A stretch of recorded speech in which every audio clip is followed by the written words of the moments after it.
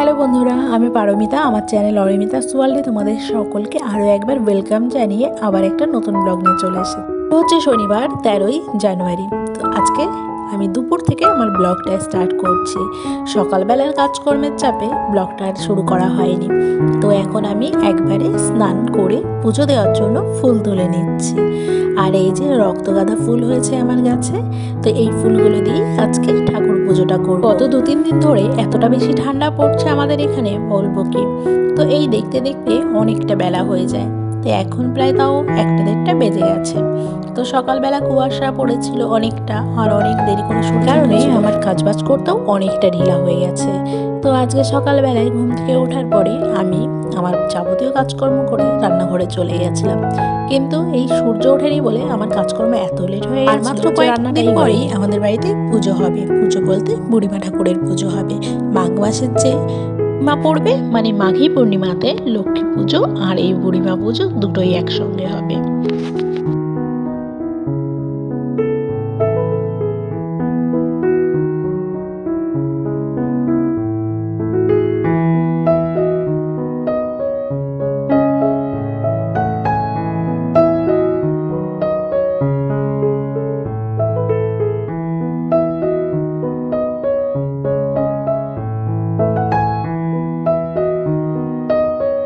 আমাদের গ্রামে গুনে গুনে এই 4-5 জনের বাড়িতে এই বুড়িমা ঠাকুর আছে। এই ঠাকুরের পুজোটা হয়। আমাদের গ্রামে সবাই কিন্তু এই বুড়িমা ঠাকুরকে বেশ মানে, আর সবাই খুব ভক্তি ভরে সেই দিনটা পুজো করে। অনেক বাড়িতে অঞ্জলিও দেওয়া হয়, অনেক লোকজন আসে। এবার যদি সময় হয় তাহলে তোমাদের সঙ্গে নিশ্চয়ই শেয়ার করব। 4-5 বাড়িতে পুজো হলে কি হবে, আমাদের পুজোটা করতে করতে সেই বিকাল হয়ে যায়। কেন সবার বাড়িতে পুজো করে তারপরে আসবে, তারপরেই আমাদের এখানে পুজোটা হবে। আর আমাদের এখানে পুজো শেষ করার পরে তারপরে আমাদের এখানে গাছতলা বলে, ওখানে লাস্ট পুজোটা হবে। তো ওখানেও অনেক লোকজন আসে ওই দিনে। পুরো একদম যেমন সরস্বতী পুজোর দিন হয় তেমনি এই পুজোর দিনটা ওরকম হয়, যে আশেপাশে প্রচুর লোকজন আসে গ্রামে।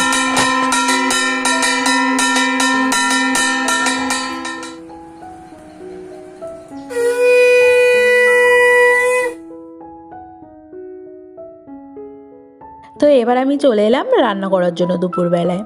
তো সকালবেলা কি হয়েছিল, যে অনেকটা কুয়াশা ছিল, আর আমি অনেক সকাল সকাল উঠে রান্নাঘরে রান্নার জন্য সবজি কেটে নিয়েছিলাম আর সমস্ত কিছু গুছিয়ে নিয়েছিলাম যে রান্না করব।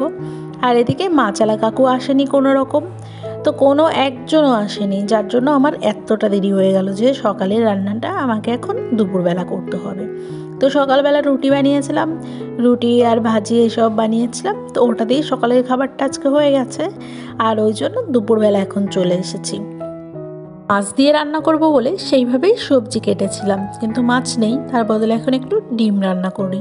তো ডিমটা আস্তে আস্তে করতেও ভালো লাগছে না, আর অনেকটা সময় লাগবে। এখন তো আমার তো অনেকটা বেলা হয়ে গেছে, তার জন্য আমি করতেও পারবো না। তো এখন একটু ডিম ভাজা করে তারপরে তরকারির মধ্যে দিয়ে দেব।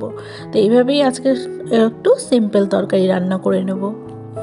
ডিমটা কে কেমন খাও জানি না, কিন্তু আমাদের বাড়িতে ডিমটা আমরা সবাই খুব পছন্দ করি। আর সমস্ত রকম সবজির মধ্যেও আমি মাঝে মধ্যে ডিম দিয়ে দিই। কোনো কিছু যখন খুঁজে পাই না বা বুঝতে পারি না যে কি করব, তখন ডিম দিয়েই রান্না করে ফেলি। তো এখানে আমি আলুটা আগে থেকেই ভেজে নিয়েছি ভালো করে। তো ভাজার পরে এখানে আমি আদা, শুকনো লঙ্কা তো নয়, কাঁচা পাকা যে লঙ্কাটা, ওই লঙ্কা এবং রসুন বাটা দিয়ে দিলাম। তো এরপরে কয়েকটা টমেটো দিয়ে দিয়েছি। আর এখন ভালো করে একটু কষিয়ে নেব। আর এই যে দেখো, ওলকপি দিচ্ছি। তো আমি মাছের ঝোল বানাবো বলে আলু আর ওলকপিটা এভাবে কেটেছিলাম। তো এখন তো ওইভাবে করা যাচ্ছে না, মাছ তো পাইনি। তো তার কারণে আমি এখন এর মধ্যেই ওলকপিটা দিয়ে দিচ্ছি আর কিছু শুঁটি দেব। তো এই কড়াইশুঁটি দিয়ে এইভাবে তরকারিটা করবো আজকে। কেননা পয়সার জিনিস, সবজি তো ফেলে দিলে হবে না। তবেও আমি কিছুটা রেখে দিয়েছি, কেন সব কটা দিলে ভালো লাগবে না ডিমের সঙ্গে।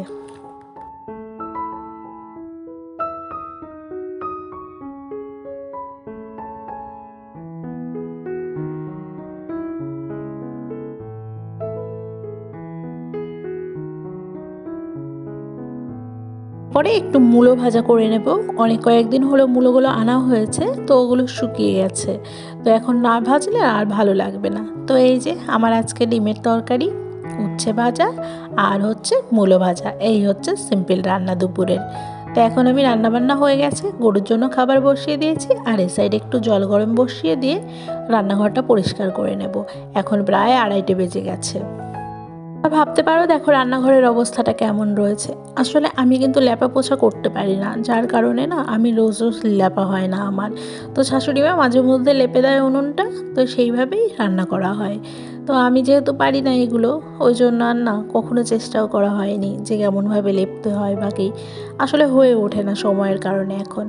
তো এখন মেয়েকে খাইয়ে দেব। মেয়ের জন্য একটু ভাত নিয়েছি, আর তরকারির থেকে আলু তুলে নিয়েছি। আলুটা একটু আমি ধুয়ে দিয়েছি। তো এরপরে 2 টুকরো পেঁপে দিয়ে দেব, আর দেব হচ্ছে ডিম। ওর জন্য হাফটা ডিম রেখেছি ওইটা, আর একটুখানি ভাজা ডিমও আমি ওকে খাইয়েছিলাম কিছুক্ষণ আগে। তো এই দিয়ে মেয়ের দুপুরের খাবারটা হবে। তো দুপুরের পরে আর ব্লগ শেয়ার করা হয়নি। তো তারপরে সোজা চলে এলাম রাত্রিবেলায়। তো রাত্রেবেলায় আমি করব একটু গোলা রুটি। দুপুরের রান্নাটা প্রায় 2:30 বেজে গেছিলো করতে করতে। তো সেই টাইমে কেউই খায়নি, সবার খেতে খেতে একটু বেলা হয়ে গেছিলো।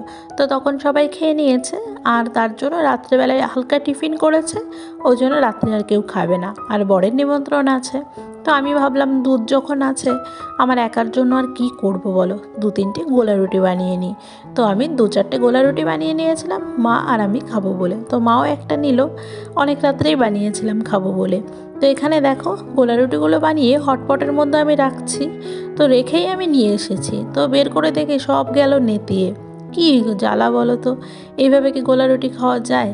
তো যাই হোক, দুধের সঙ্গে বলে এটা একটু ভালো লাগবে, অন্য কিছুর সঙ্গে খেলে মোটেও ভালো লাগবে না।